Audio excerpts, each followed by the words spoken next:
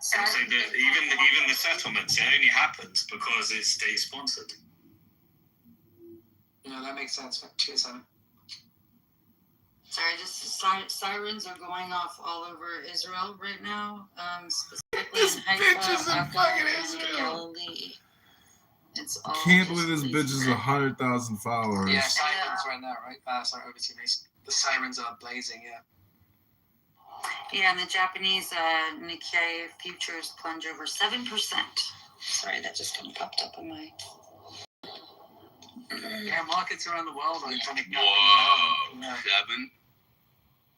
Yeah, it was down. It was down more than 3 just 15 minutes ago. But Japan and Europe, Asia and Europe are going to be the hardest hit by the oil shock for sure. That's a proper delayed reaction because there was a week for the market to figure this out, but now they're pushing it here. Like that's a real delayed reaction. It had losses Friday too, bro. This is cumulative. Yeah, the markets thought this was going to be short. Yeah. The people underestimated the duration. So what's happening is less important than the duration of the disruption. And the system can handle a 10-day disruption, maybe a 14-day. Can't handle a 30-day.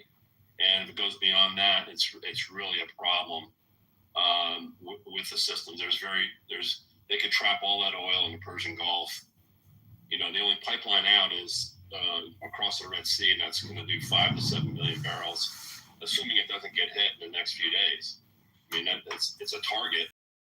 So they could been a target. Hey, man, it's been a target for 70 years. Yes, sir. The whole area has been a target. I mean, we've been living with this. Look, you have to expect people are going. Look, the higher the price goes, the lower the price will go. And every energy company executive understands, oh, shit. Okay, we might win for 3 months. I guarantee you, what's his name? Putin will most certainly sell discounted crude oil in this environment in exchange for long-term contracts.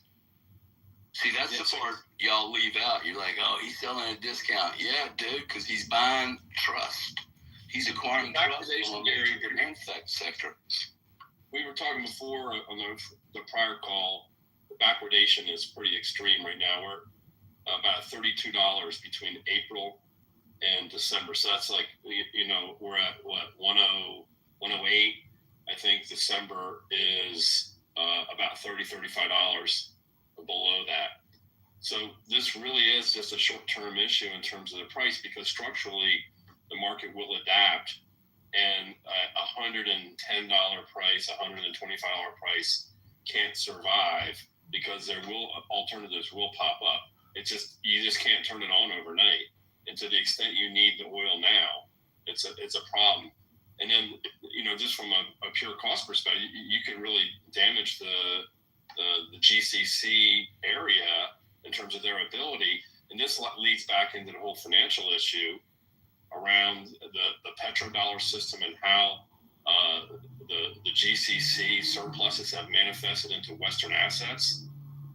So it's a lot to think through here. I don't have it all figured out for sure, but I think the market is probably underestimating the complexity of what's coming down the pike, as evidenced by the fact that it took Japan about a week to wake up. Well, Thomas, as their current account is strained, right, as they're not able to export nearly as much as they were before, the other way of saying that, again, it's just an accounting reality, right? When we talk about outbound capital or credit to other countries and a trade deficit, it's just two sides of the same coin. And so, you know, if they are not able to export nearly as much, that also means they're not going to be able to have as much outbound capital as might have been pledged, right? Trump talked about the $18 trillion. That was not actual investment. That was pledges of investment. Well, if these countries are, you know, hampered by severe supply chain disruptions, not able to run huge current account surplus, the other way of saying that is that they will not be spending nearly as much money into foreign capital markets. And what's been propping up the U.S. economy? AI data center capex and investment in new data centers. And that doesn't that feel like a crowded trade to you? I mean, the amount of money going there, it almost feels like malinvestment to me. I'm a big fan of AI, but I can't say that I can endorse $2 trillion of investment that's ever going to return. Maybe a couple plays return, but I don't think it feels a lot like the .com bubble, where the internet was a transformative force, but the firms that were on the 1990s, they all went tits up, right, for the most part, and the real emergent forces happened after 2000. The big FANG firms, they really came into their own then, and it feels a little bit like that's with AI. We don't know how it's going to play out economically. It has a deflationary impact, but I don't think bigger, better data centers is the future of AI. I think it's going to be smaller, architecturally more sound, distributed versus centralized. I know the governments want centralized, like the Palantirs of the world, but I just don't think that's where it's going. Just really quickly, guys. Robert, I'm so sorry. I'm going to give the mic right back to you. But there are power outages in Tel Aviv following the new Iranian strike just now. You've got the footage of the power outages and the aftermath of the strike on Suleiman's page. It's just been posted 30 seconds ago. Power outages in Tel Aviv following new Iranian strikes just now. And there's a market update. Crude oil prices have surged by over 19%. Now trading between 108 and 111, heating oil up 15%, gasoline up 10%, Australia's share market down by 3.7%, and Japan's Nikkei futures plunged by over 7%. So back to you. I saw diesel is like at a record high, something like that. Yeah, it's crazy. Back to you, Robert. I'm so sorry, and welcome, Casey. Go ahead, Robert. Thanks. Oh, no worries. I was just going to say it's all interconnected, right? Whether it be oil and what's going on, the regional war causing oil to skyrocket. By the way, the largest weekly gain as a percentage in history, going back all the way to the early 1980s. I mean, truly historic moves in oil, and the effect that'll bring in terms of demand destruction, global recession. That's also interconnected with the AI trade, which ties back to the outbound capital from the Middle East and from the Gulf countries. This is all I hate to be that the meme, like it's all connected, but it really is connected. And Simon was talking about it earlier. Yeah, that girl Casey, it looks like Iran has crashed the market. What say you? Yeah, listen, I know he's asking me like the financial stuff. I learned from you guys with the financial talk. I've been listening pretty much all day to you guys. It's good to be back. Real quick, I'm just going to give a plug to retweet the space. We share the space, have your notifications on. If you're on the YouTube, please don't forget to hit the like button, hit the notification bell for Suleiman's channel, and please subscribe to Suleiman's channel using the link above Suleiman Butcher's and Simon's head. So yeah, I'm coming in and I'm listening to all of this stuff about the market, and I'm not gonna act like I know anything about this, but I am learning. I've learned a lot from you guys because you guys talk about the market in a realistic fashion. So I mean, we're all getting our asses handed to us right now. So if you're learning from us, you're learning from the broke guys. We're all losing money right now. But at least you're honest about it, and not, you know what I mean? So, not to say that's a bright side, but it's still something to, learn from. So, yeah, Bitcoin's holding up quite well at 66,000, but I expect we're in for a very sharp crash soon. I don't think that's going to last. Yeah, look, Bitcoin is viewed by the market as a high beta, basically, a leveraged tech stock. And so, that kind of stuff is the first thing to get crushed during a recession, during a global recession. So, yeah, I think, look, if you like Bitcoin and you have a longer term time horizon, you're really good buying opportunities coming up. That's the other way of looking at it, because the government will be forced to print even more money than in 2020. I mean, in this sort of, in a vanilla garden variety recession, the fiscal deficit goes to $5 trillion.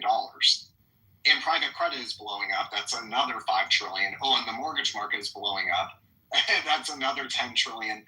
And A is taking white collar jobs. So you got to fund UBI. Oh, I don't know. It's another couple trillion. Like, you're talking about a boatload of money. So as long as you can kind of keep your head cool, if there are Bitcoiners listening, just have your low time preference. Think out into the future. Don't be levered, right? Because leverage is going to be what wrecks people over the next couple months, in my opinion. Yeah, commodities were on the verge of breaking up just before the war began, like gold, silver, other commodities. They were literally just about to go to the moon before they stopped. And it's surprising because you'd expect geopolitical risks to send the prices soaring, but yeah, they seem to be in kind of a holding pattern for now. But I like the guy who spoke before said there might be faster growing things, but I still would. My personal opinion is that they're still going to outperform this year, in my opinion. I'm just not going to look at it right now. It's hurting. We got on a couple of stocks. I'm not even going to look. Okay, change the subject. Yeah, I mean, Andrew, you served your country.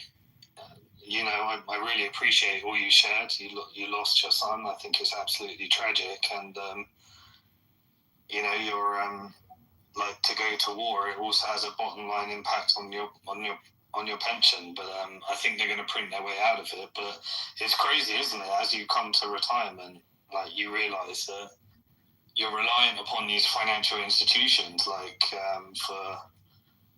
all of these moves, and it's just bring it back down to reality, isn't it, Andrew? Yes, absolutely, Simon. Absolutely, dear brother. Absolutely.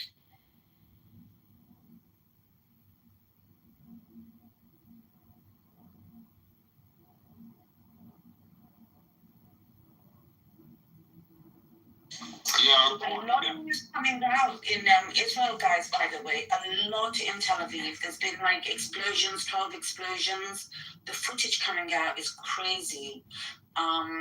Also, an Iranian ballistic missile hit a U.S. base, likely the U.S. Fifth Fleet, in Bahrain again. 15 explosions in Tel Aviv following the arrival of cluster warheads from Iran's ballistic missiles. Mentioned it too soon on this page that nothing's going down in Israel. Saudi okay, keep mentioning it. Hopefully more happens. The sky over Tel Aviv have been pierced. There seems to be no defense system there. No defense system whatsoever. Guys, there's a lot of footage on Philemon's page. You can go and have a look at it. So yeah. Welcome, Doc.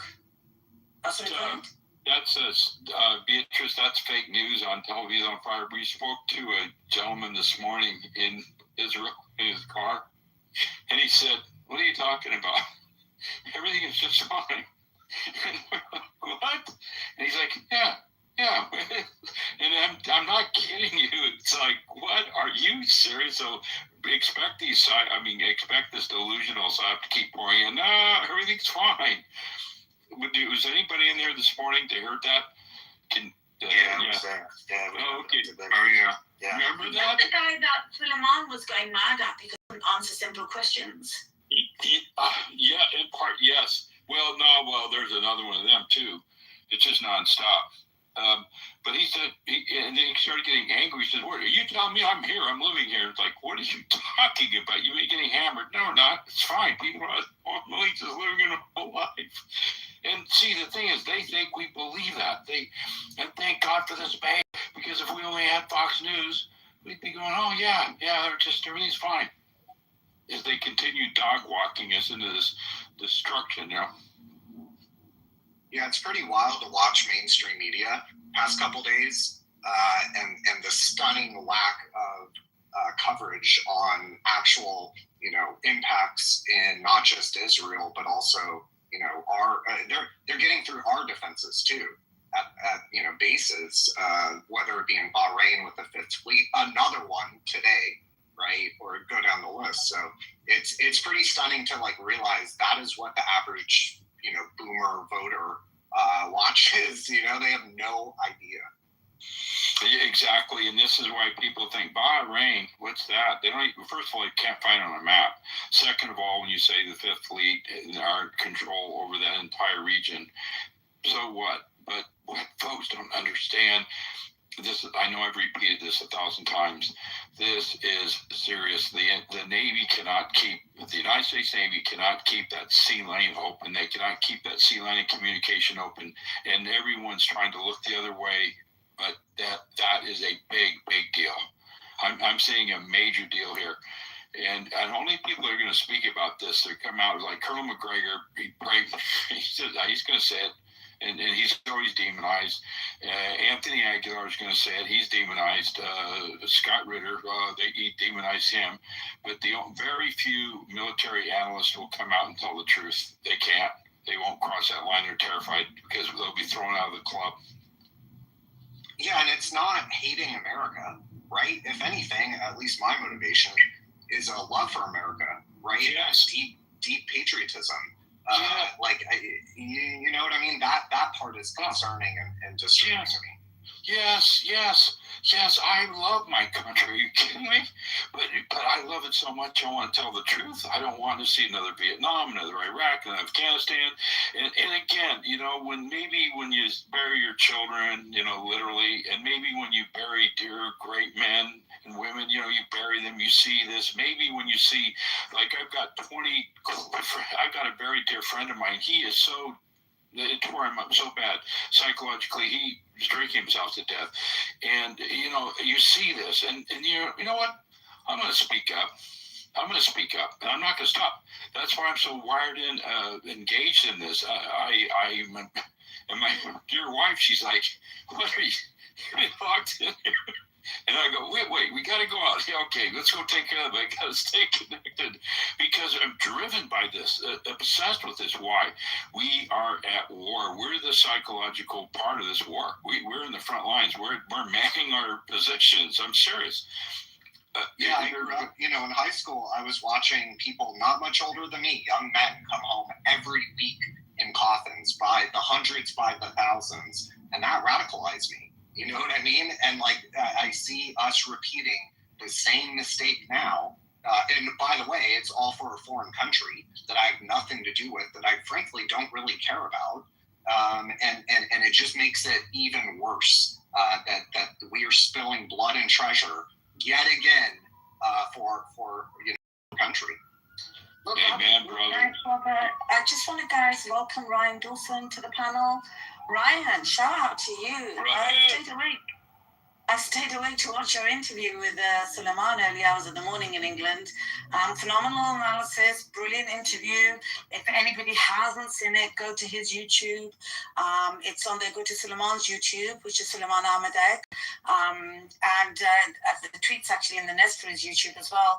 And you'll see the interview there. Great analysis from Ryan. Ryan, what's your take on what's happening today with the markets and the now recent attack in Tel Aviv? Yeah, I'm a little bit sick. A little sick today, but yeah, that's why the voice sounds like Vader. It's all good.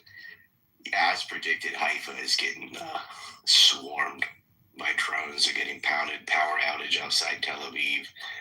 The interceptors are so low, things are just going in at will. Helicopter was shot down outside of Nabit Shit, which is it's actually in the eastern part of Lebanon. If you went northwest of Damascus from Syria, so what they did is they went in from Syria and went in from the east. They didn't start at southern Lebanon and reach that high, but they shot it down. Hezbollah has the capacity to do that.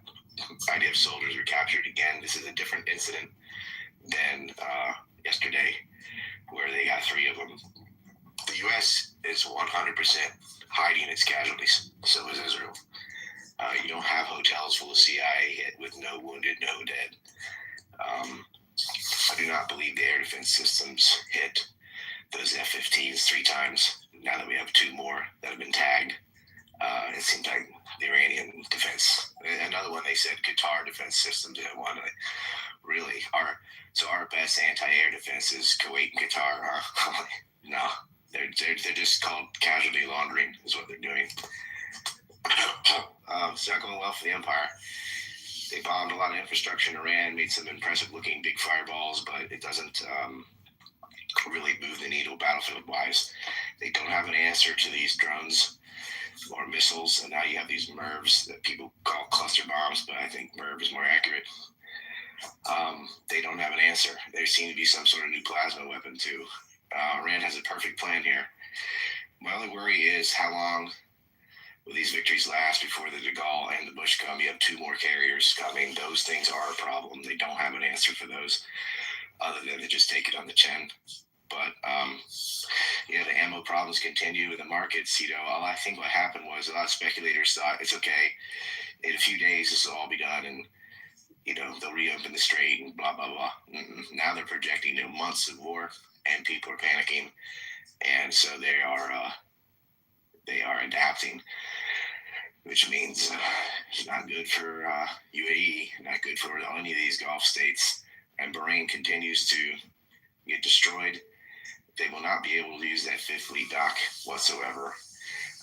Oman is basically tapped out. I think Bahrain is next. The Kuwaiti airfields kaput. It's the Gulf Arabs that are taking it worse. Haifa will continue to get hit today and tomorrow, and Dimona is next. But it's going to be a while taking out that northern port in Israel, and all they seem to be able to do is lie. They're just like, oh, look, the ballistic missiles are fewer today than before. They're not in total. They shot fewer at Israel because they shot more at the Gulf states. And really, it doesn't matter. Your THAAD systems, 2 of those are out. Your biggest is out. Your 2 biggest radar are out now. They're blind, and I think that's why they're swinging blindly at targets. And I think that's why they can't. Their interception rate is lower, not only because they physically have lower missiles to shoot in lower numbers, they can't pick it up at as long of a range, so they're having to react with a shorter reaction time. And then with the drones from Hezbollah, they don't have them to react whatsoever. I mean, going from Lebanon to Haifa is a very quick trip. And they can't seem to figure out where they are. And the Israeli army is too timid to go in the hills and do what they need to do and stomach the casualties and root them out. So what will they do? They'll continue to kill civilians in Beirut and Tehran. Okay, fine. But that's not helping them win the battle at all. And this is what's happening without anything going on in the Red Sea. Imagine if that naval choke point starts to have problems. I can't even imagine. Well, they also lost the fort temporarily while it was going through the Suez Canal and out the Red Sea. So, that window. Iran has pulled the perfect play. They don't have a substantial navy, but they have land turrets, which can help close the strait. They don't have a substantial air force, but that's okay, because they made up for it by all these underground missile silos and drones. Cannot praise drones enough. And it's weird because I used to be like, when drones first came out in warfare, I was like, oh, how cowardly, but now I'm cheerleading them because they're hitting the side I don't like. But those things are effective. And it's amazing why the U.S. and Israel, at least after watching how effective these were in the war of Russia and Ukraine, why they didn't invest in these. But it's driven by profiteering. So Lockheed Martin is like, why not do it now? We want to build that system. We want to build these things. I'm like, yeah, those are fancy and they work a few times. But how many do you have? Exactly. And they just went with whatever had the most bells and whistles, and that was the most effective. Now, they did build Reapers. That's for reconnaissance and intelligence. ISR, they call it. 3 of those were shot down. Now, each Reaper, this is the MQ-9 Reapers, they are $100 million each. So that's $300 million that went up in smoke. And the reason they're looking for these locations of ballistic missiles that are completely underground, and people saw those videos of missiles that just went right out of the dirt, and that video is 10 years old. Iran's been able to do that. That's not a new development. It's new to them because they don't know what's going on, but it's not new to us who covered the Syrian war and been, kind of autistic about weapons and stuff. But this is something they should have known. Even analysts are like, oh my God, you see these new? I'm thinking these aren't new. These are not new. These are a decade old, and they're all over the place, and they're in the mountains too. Good luck finding that. Now Reaper, find it, but they got dirt on top of them, and like very thin little roofs that they just blast out the silo. They aren't going to be able to get these quick enough, if at all, without the nuclear weapons. The 82nd Airborne is going to northern Iraq. I don't know what they think they're going to do, but if they go into Iran, into those mountains, a lot on both sides are going to die. But I don't know, Trump just is like, oh, we're doing so well. We sank a ship off Sri Lanka. It wasn't even armed. We blew up a school full of girls. Oh, no, he didn't say that. He said Iran must have hit their own school. But if you look at the aerial photographs, all the other buildings are hit dead center, including the school. They did it on purpose. We are terrorists. Our government is terrorist. And Ryan, the target assessor that did before they launched that Tomahawk, they said, well, that girls' school was was a Navy, Iranian naval building, but that was 8-10 years ago. So I don't buy it that they didn't know. I think they're using AI, and it doesn't work. Wow. That's what I think. Because what's the point in a girls' school? Like, that's your own side's gonna go, ooh, right at the onset. I think their intelligence isn't good. It's not up to date. I don't believe that was a naval school anyway. At elementary school, everything's like low to the floor, whatever. It was near some IGRC buildings, but so what? It was clearly a school. They hit it dead center. It was on purpose. They could admit, okay, we hit it. It was an accident. We had the wrong charts, whatever. It wasn't up to date, and apologize. But instead, like, oh no, Iran hit themselves. It's like when they said a Hamas rocket misfired and landed on their own hospital court. And it's like, no, it's a JDAM. It's on film. You got audio evidence, visual evidence. That was when Israel did that one, and they blamed it on Hamas. It's the same play. They're gonna lie. Yep, over and over again. Ryan Robert was mentioning, and I've been really watching the Red Sea there after the Suez Canal with that forward battle group coming through there. The Houthis, your call, they're going to show their hand here, or what are they going to do? Because that's getting in their wheelhouse there. I doubt it, because it's a carrier. What are the Houthis going to do? They have stated, if Saudi Arabia enters the fray, then so will they. But the Ford could go down there at 1 mile an hour. There's nothing they could do to it. I'm big on carriers. I mean, it's just like it's a floating airport. Your speedboats and rockets can't do anything. It'll be there. It'll be a fat target, easy to hit, but it won't do any damage. So why bring that hell on yourself and have that? Because they'll bomb civilians in Yemen too. They don't care. So I would advise them to stay out of it. If they get involved, it would be catastrophic for markets, for global trade. It would be unbelievably bad. Well, if they close the Macabre Strait, between Mandab, yeah, my throat's fucked. If they scream Macabre, that's a Freudian slip, ain't it? That's how I feel. Everything's macabre. Yeah, between Somalia and Aden, if they were to close that too, that'd be harder for the Houthis to pull off. But the shipping lanes are the arteries of trade, and man, it's bad here. I mean, Korean stock markets took a hit. I was wrong the other day when I said Japan had 100 days of oil reserves. It's actually 250 days. It's pretty equivalent to China. However, Japan imports 72% of its oil from the Persian Gulf. So, not good for them. Ryan, can you talk to how long you think the duration of the conflict in its current state, meaning that basically the Gulf is shut down? If I say that is the metric, talk about the duration and how you think it plays out. I mean, at some point, well, it's 3 days. No, it's going on longer than that. When you say at the current state, it's unlikely that it will stay at the current state. So you're like, well, if it's at this pace, how long can it go? Kind of odd, because I think the pace will change. You're seeing more carriers coming. You're seeing Hezbollah more activated, so the pace is picking up. But the U.S. they're going to run out of defensive missiles soon, and places like India that has about 8 days left of oil reserve, they're going to panic. They're going to put pressure. I mean, that's the largest country on earth, population-wise,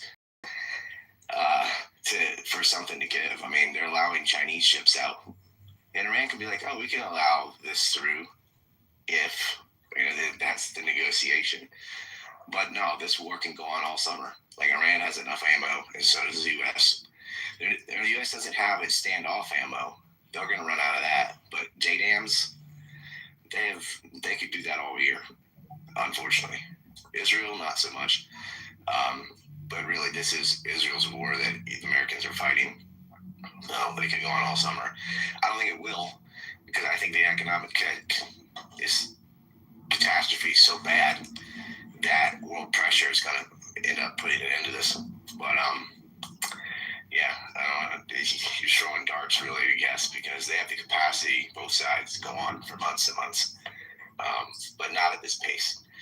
Iran can pretty much keep up this pace. The U.S. cannot.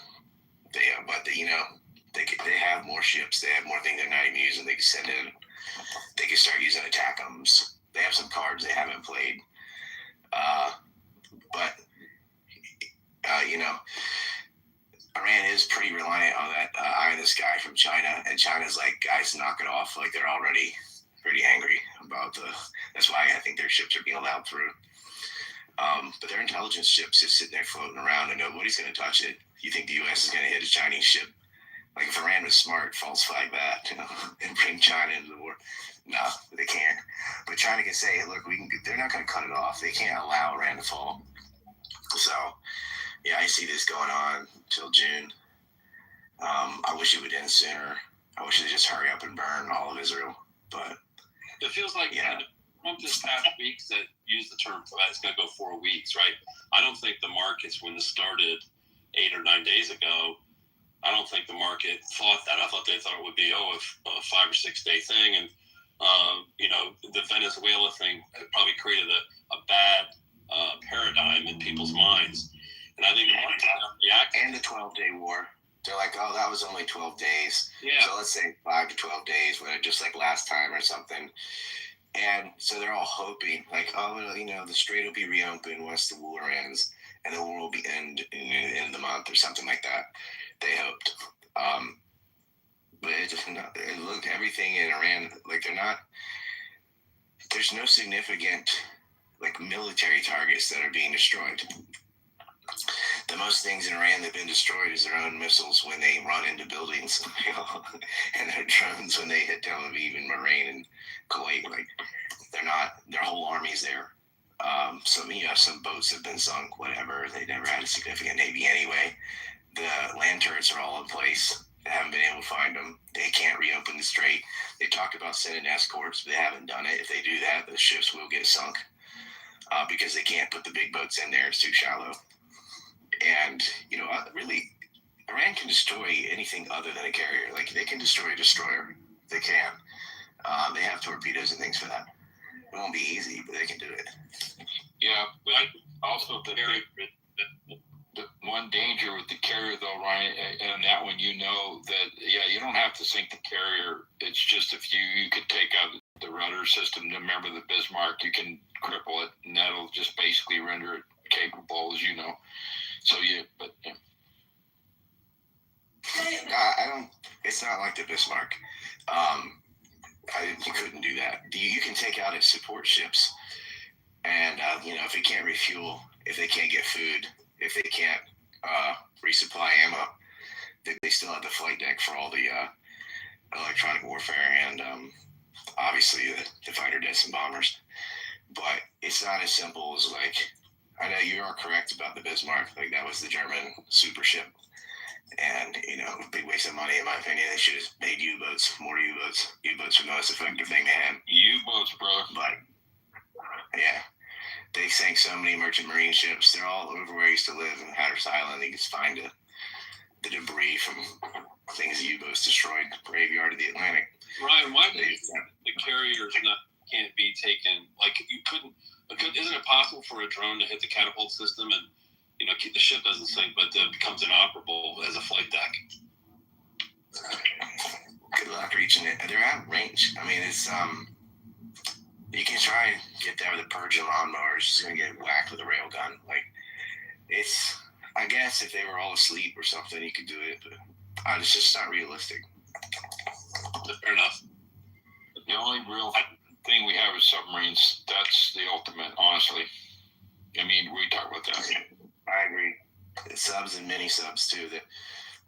And you know what? The U.S. has very good sub fleet. Yes, sir. Yeah. And again, but again, they can only fire it so many times, and then what? Because they're not going to Bahrain, they're not going to Cyprus. So what? Diego Garcia? Like, where do they restock? Well, we resupply. We have to resupply out of whenever we went into a port. We would just 2:00 in the morning. We just do a vertical surface, extensive. We never pull in ports. They won't do that. They can't do that. That's not our doctrine. Just breaking real quick, there's a lot of sirens going off and loud explosions all over Doha. Ryan, a quick question. You said that the carriers, were a threat to Iran, but they have to also stand off, right? Because the Iranian missiles could attack them, including maybe not a carrier, but these other ships. What has more range? Planes launched off a carrier that has to stand off, or the missiles that could attack them from Iran? The planes. And it's not because they have to stay out of range of missiles. They have to stay out of range of shallow water and missiles. But yeah, the planes can go and do sorties, come back, and you can't touch them unless you catch them while they're over Iran. And they have hit some F-15s. I think they hit an F-18, but all the stealth stuff is just pretty much hitting whatever it wants. But it's a stealth stuff in theater. It's stealth stuff in theater. Yeah, it's in theater. They use that to carve a path to Tehran. That's why it's on fire. But there's F-35s, for example. Those are stealth. They're hitting things. But, the payload of each of these, you just can't bomb your way out of a country the size of Western Europe and 90 million people. Like, you can't win this just with the air. You'd have to send an army, and they're not going to do that. So what they're trying to do is destroy Iran's ability to do offense, get rid of those ballistic missile systems and drones, and they can't find them. And when you're over there, they can't just sit there and circle. They don't have that level of air supremacy. So they're losing.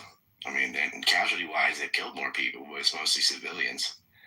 And they're burning through their gear. I got Larry Johnson on in 20 minutes, so I'm going to go prep for that. But, yeah, more carriers are coming. Anyone, don't pretend like that's not a problem. It's a problem. I know they're like, well, it's French. Okay. I don't dog on the French like everyone else. Like, the France is a pretty strong military. That is, the De Gaulle is a legit carrier. The Ford is the largest carrier. It's bigger than the Lincoln. That is a problem. But it's not going to be enough. Tel Aviv, the way that Israel's getting hit, like, that's their baby. That's the whole reason they're having this war. And things are just cutting through like a knife through butter. And it's just the geography. They don't have a lot of cities. They don't have a lot of land. They cannot stomach these hits the way Iran can. So that's why they're doing stuff like going after distilleries and oil and all, because they can't find the ballistic missiles. And Iran's doing it back. Look at Saudi Arabia today. With Israel's inability to defend themselves, particularly against missiles and these drones, how does this go on until June? If there's no way for even an enhanced carrier force to inhibit Iran's launching of their large missile supply? Well, I'm assuming eventually they'll start finding some of them, but I'm thinking more of the war in Lebanon. Like, Israel wants to annex land, and their army's going in. We don't really know the strength of Hezbollah, but that could go on for months. And yeah, Israel looks, you get hit with drones, it's the same thing I just said. Even though they're much smaller than Iran, it is an air war. Like, you can probably bomb your way out of a country the size of Bahrain because it's so tiny. But Israel does intercept some, and drones don't have a big payload. They hit, you blow it, they repair it. You know, they can clean stuff up and fix things, but things that you can't repair are things like the $1 billion radar in Kitover that got smashed. A lot of things that are getting broken in Israel are fixable. The whole point is just to close the port so they can't resupply, and it chokes their economy. They're not losing like barracks full of soldiers or anything yet, but that will come as they get depleted on defense. Great, thanks. Yeah, thanks a lot, Ryan. Hey, come over to my Substack later and watch the Larry Johnson interview. And then I have one with Sullivan. Thanks, Ryan. Appreciate you coming on. Yeah, thanks, Ryan. That was awesome. I don't know if you can hear me. Thanks, Ryan. Really appreciate you coming on. Thank you. Yeah. And if you didn't see Ryan's interview with Sulaiman Elialdi this morning, please do go and watch it. It was brilliant. Appreciate you, Ryan. Sullivan and I have another one in like 5 hours. We're doing another one. Like, I'm coming back right now because I'm like, I have to say this all again anyway. So we're going to do a war update later today. Look forward to it, Ryan. Look forward to it. Do you know what? 5 hours time is going to be 5 a.m. here. It's just gone 12:30 at night, and I'll stay awake for that because last night's one was brilliant. So thank you so much. I really appreciate you. I want to give some breaking news quickly, guys. Qatar's Ministry of Interior urges residents to stay indoors due to an elevated security threat. An elevated security threat, I guess, from Israel. Iran fires new wave of missiles towards Israel. We know that already, and there's more. There's more just been fired. Lindsey Graham's making a lot of statements today. He's made statements about the deceased soldiers that have come back from America. I can read that out to you, but basically it's like you gave your life for the country, and, you know, there's going to be more of this to come, kind of underlying tones of it. Let me just have a look what else there was. Hegseth maintains that Trump will set the terms of Iran's unconditional surrender and that they will surrender and that they will combat ineffective. They will be combat ineffective. So Hegseth saying that on the record. Sirens and explosions in Doha, Qatar. Sirens and loud explosions, it says, in Doha, Qatar. What time is it there now? 3:30 in the morning over there now. And just in case you missed it, guys, there have now been officially reported 8 casualties so far, 8 deceased from the American Army, 1 from Saudi Arabia was announced earlier on today, and 1 from Kuwait. CENTCOM said that a National Guard soldier died in a health-related incident in Kuwait on March the 6th during a medical emergency. Exact cause of death is under review. So that's sad news coming out of America. Sirens in Bahrain. There are sirens in Bahrain as well. Hegseth is giving interviews as we speak. He maintains the US has been in control the whole time. And he says the US is fighting for US interests. So America's fighting for its own interests, and America's been in control of this the whole time. The Iraqi resistance in Iraq has shared images and released scenes of the targeting of the Muafak air base in Jordan. Yeah, I think I'll pause there. Oh, this is Lindsey Graham's one. He says Iranians will be liberated. He called. Oh, I did read that one out actually, and then there was another one, but I'll just forego that. Thanks. Yeah, it's good of Ryan. I always appreciate his insight. Oh, we lost Robert as well. Oh, shame. I was enjoying that discussion. Genghis, go ahead. Thanks for joining. How you going, guys? Yeah, it's really Iran's war to lose, isn't it? If you look at it tactically, they're playing it perfectly. They got their cards close to their chest. You know, the weapon systems that the Americans really want to find so they can take them out. Iran is refusing to show them to them. So America's bombing civilian targets to try and bait Iran up in the mountains there, 600,000 military strong, to reveal their positions and, you know, let rip with these missile systems. But Iran's refusing to take the bait because they've got the trap set beautifully and they're waiting for the ground invasion. So if you're wondering what a victory for Iran looks like, it looks like this. They're not concerned about the B-52s and all of these, stealth fighters or any of that nonsense. They just need one really good victory right at the start that will come if America dares any kind of ground invasion, whether they parachute guys in or whether they attack from the outside of the mountain range. Once they start that ground assault, it will be huge and it will have to be supported by their close air support aircraft like Apache gunships and A-10 close support fighters, and even some F-16s as well, ground attack F-16s. They've already proven that they can shoot down F-15s, and because they can shoot them down, then that means that all these other close air support planes that fly way lower will just be, like shooting fish in a barrel for them. So if America launches a ground assault, Iran can take out their air support, and then they can pound those ground troops from the tops of the mountains, from their fortresses and their missile sites that America doesn't know where they are. So it's perfect. They only have to do that. It only has to happen once. They just got to turn that ground assault around and get America to retreat, and it's over.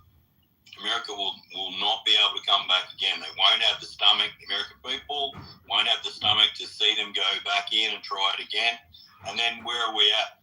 America realizes that. That's why you've seen the rhetoric starting to be questioned, where you've got the spokeswoman for the White House talking about drafting Americans.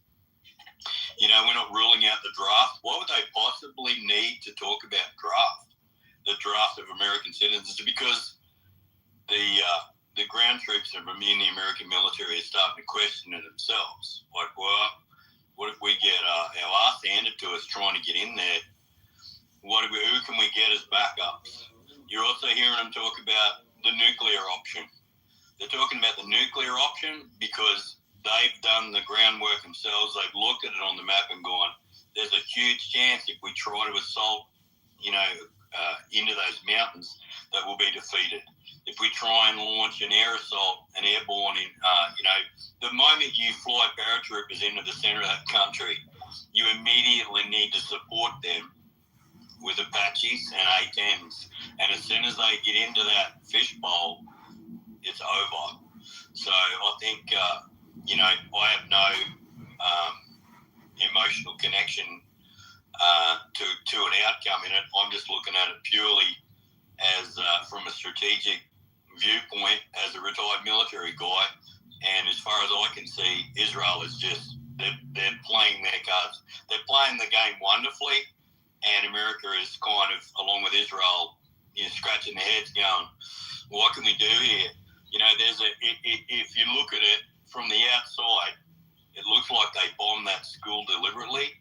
If they did bomb it deliberately, not just bomb it once, but bomb it twice, that is a provocatory attack to try and draw the Iranians' missile systems out, right? If we bomb a school, will you wheel them out of the mountains and give away the positions? What if we bomb the school twice? Come on, take the bait. And Iran's just refusing to do it. And it won't work. Bombing civilians never works. All it does is harden the hearts of the soldiers up the mountains. They'll just fight 2 times, 3 times as hard as they would have before once they know you're attacking the civilians. That's my take on it so far. I think Iran is in the box seat. They've already won. It's their victory to lose, and they'll only lose it by doing the wrong thing and allowing themselves to be provoked into something they don't need to do. And I don't think they will, frankly. I think they're way too crafty at defending that mountain fortress country for decades to fall into that trap. That's all I got. Thank you so much for the mic.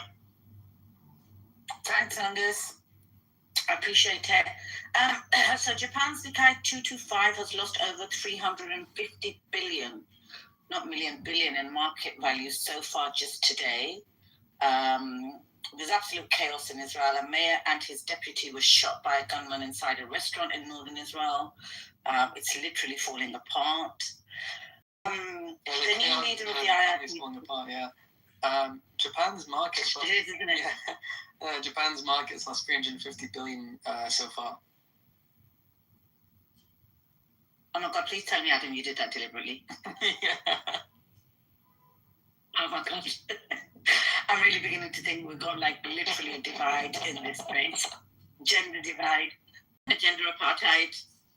Yeah, yeah. Okay, gender apartheid, exactly. So the new leader of the IRGC is Supreme Leader Ayatollah Khamenei's son, and this leader, Syed Mujtaba Khamenei, that's his name. He lost his father, obviously, we know that, last week, Saturday, his mother, his wife, his son, his niece, his nephew, his sister, and his brother-in-law this week. That's who America and Israel have killed in his family this week. Both his parents, his wife, his children, his sister, his nieces and nephews, and now he's become the leader. Let's have a look. There's a lot of news coming out, guys. I'm just going through it. High security alert in Doha. There's a high security alert in Doha. Yeah, I've seen let me just have a look what else is going down. So the new president that's been elected for Iran, Mujtaba Khamenei, has said that he heralds a new era of dignity and strength. Also, more market news, guys. Japan, Samsung Electronics share price plunged by over 8.5% in today's trading. Over 8.5% in today's trading.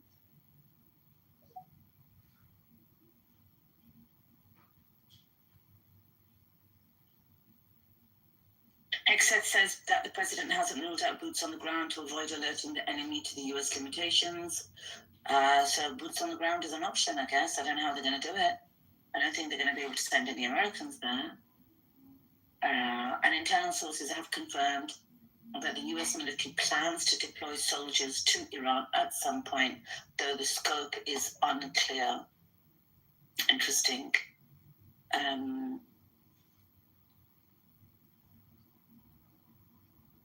Imagine the resolve the Iranian people will get from that guy being selected, Beatrix. He hasn't just lost his dad, but he's lost all of his family as well. That's it's going to be something. Hey everybody, was that silent? Or is my mic not working? No, Simon, I was hoping you'd come back and bring some mics up because I can't see the mic requests. If anyone could hear us. Yeah, Adam, can you hear me? I don't know if you can hear me. Simon, can you hear me? Yeah, we can hear you. We can hear you, yeah. I don't know about the audience, but I think the panel can hear you. Yeah, I can hear Simon. I don't think Simon. He's on mute right now. Yeah, but I don't think he can hear us. Simon can hear us. Yeah, he's glitched. Yeah, I've never had today 10, 12 times it happened to me to get kicked out. It's only this space, Andrew. It's only this space. We crashed earlier. They botted it. Well, you were here, weren't you? They botted it. I said we've just got 1,200 bot attack in the title, and they bought it so that they can make it crash. What happened half an hour later? We crashed. Right. Hey, yeah, exactly. Hey, Genghis, real quick, from your contacts, your experience, your knowledge, what's your call? What are they actually? The United States going to do the unthinkable and actually send in any manner of ground boots on the ground, any ground troops?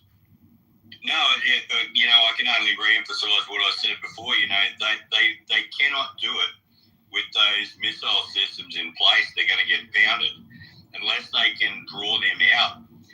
We're just going to see this stalemate go on and on and on. And I really meant it when I said it is Iran's victory to lose.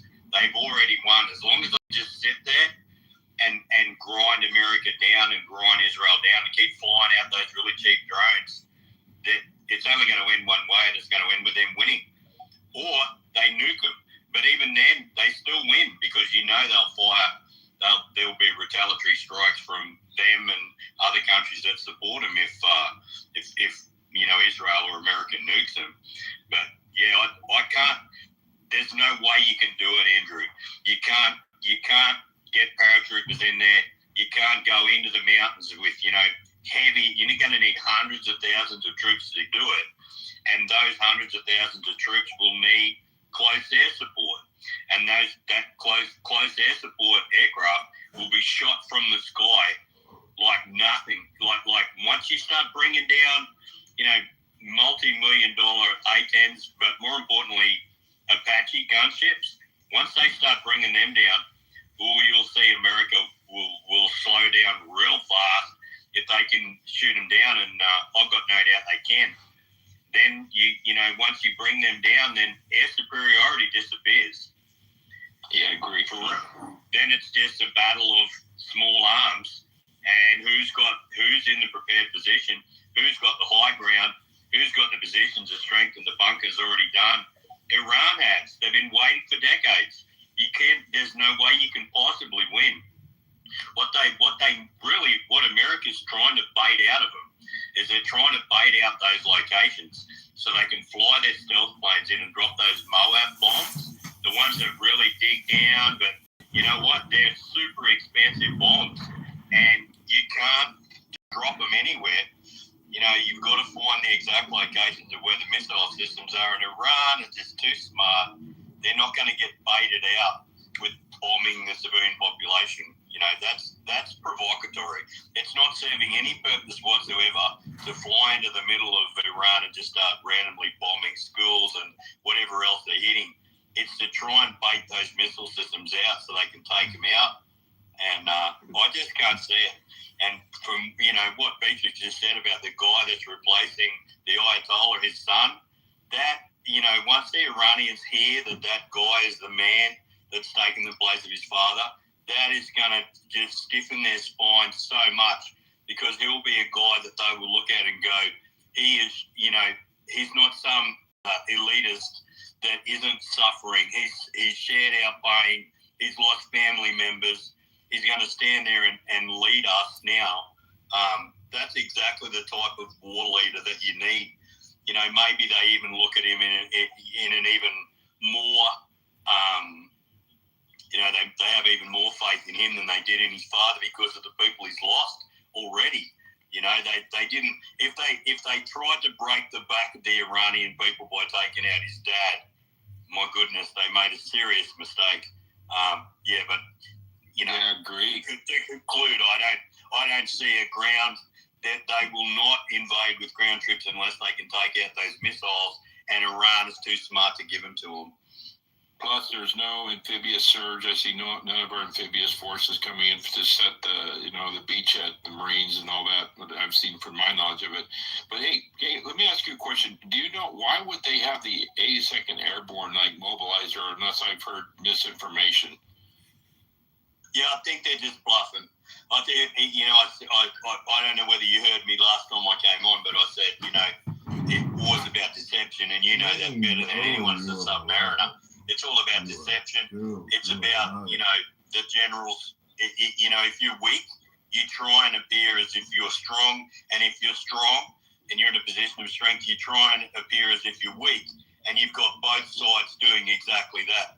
Iran is absolutely, in the box seat. They're in the driver's seat, but they are doing their best to appear as if they're weak.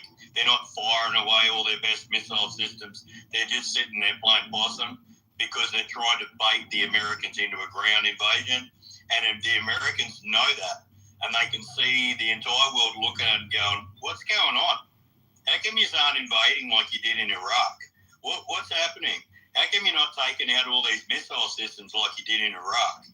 What's stopping you from doing this? We're waiting for the shock and awe, President Trump, like George W. unleashed on Baghdad and all those targets. You've got the same planes. How come you can't do it?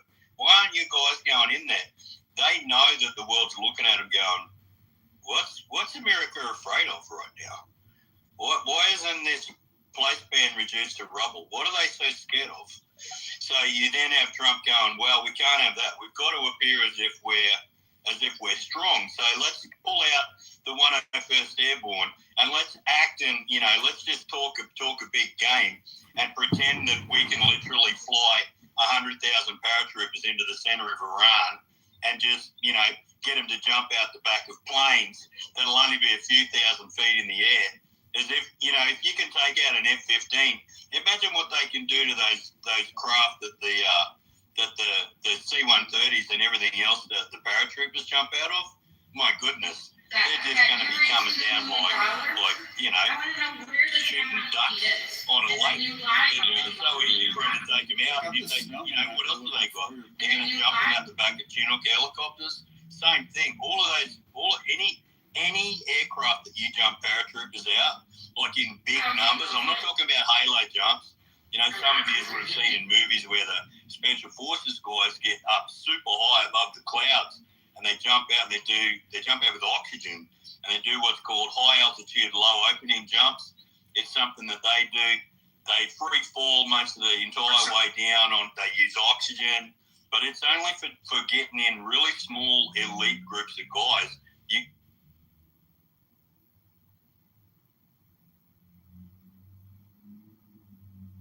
Guys, Beatrix, Simon, you there?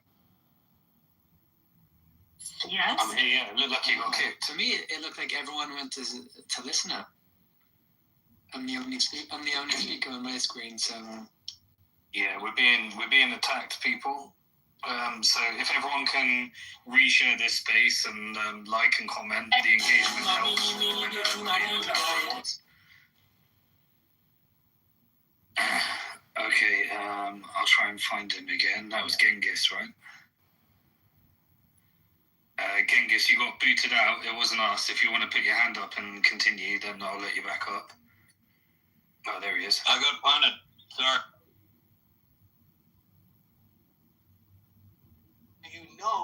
They're trying to miss.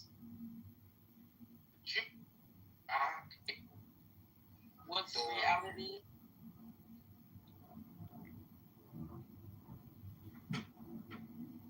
Yeah, bro. Start over. Just play again. I'll play serious. I'll focus. I don't suck that much, bro.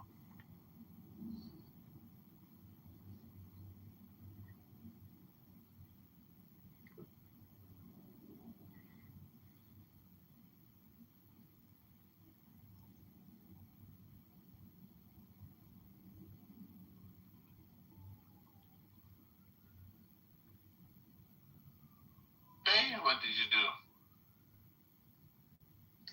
Me, I babysat my friend's twins. Then I went to yoga earlier. That's handful. Yeah, it was a good time though. Yeah.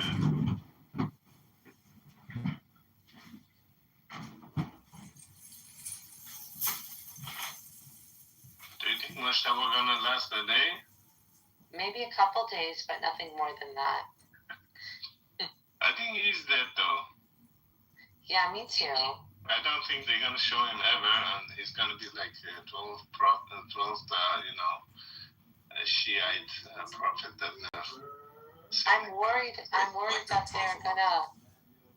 I'm worried that they are negotiating an exit plan for them. No. But I don't think Israel will let them. No. There is no exit plan. Not at all. Don't even think about it, because he's just like his dad. Nothing gonna change. They're not gonna fool themselves. No, like for them to go to Russia. That would be great. The IRGC would collapse. Then the IRGC would collapse when they realize there's no one protecting them. Mm-hmm.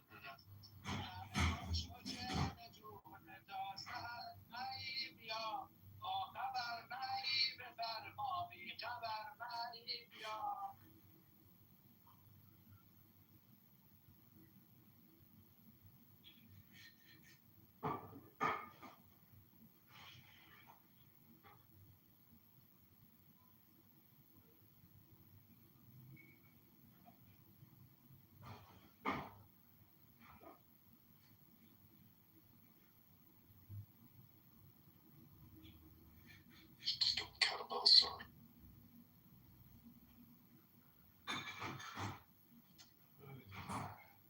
I'm watching this Iranian woman cook something in her backyard. No.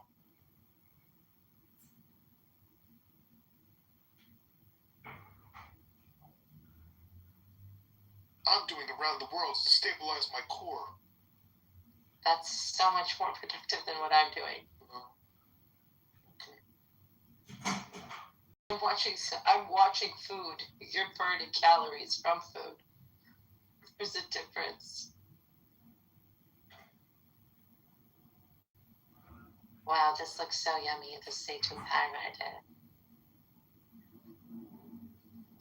Love olives. Oh, Shani. Seth, you never sent me the second one. The follow-up song.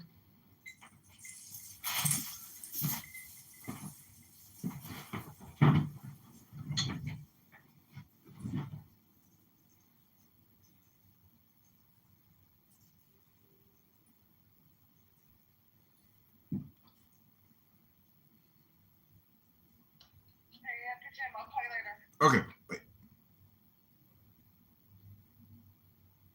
Catch play. They kill white people, and that's very sad. And that's very sad. I need a child. Hello. Hey, What's son, how you up? doing? Let me see, who is this talking? Mo? Mo Money! Yes, ma'am. Mohammed! Oh, hey, Mo. Oh, Mo, you're the guy that's really smart. We've had intellectual conversations. No, I'm pretty slow, but he's spoken. You're Somali. We were talking when I was in Saudi Arabia, I think. Yeah. South Africa, Saudi. Yeah, you were with me. Everything. Did you see my snap? I had horrible memory, but I probably viewed it. You saw me in Saudi and stuff, though. Yeah. You're looking incredible. Thank you. Yeah, Yasmin's one of my best friends. So Mo's a cool guy. Yeah. Hello. Where are you from? Chittenden County, Vermont. No idea where that is. Vermont. That's East Coast, right? Are you American? Yeah. Canadian. It's right next to Montreal, like an hour and a half away. Oh, okay. Yeah. Below it. Okay. If I was American, that would be embarrassing, and I didn't know that. It's kind of embarrassing. I don't know it as a Canadian. I can't handle Donald Trump. Oh, most American, man. You're Canadian. Too many of those states. How do you remember them all?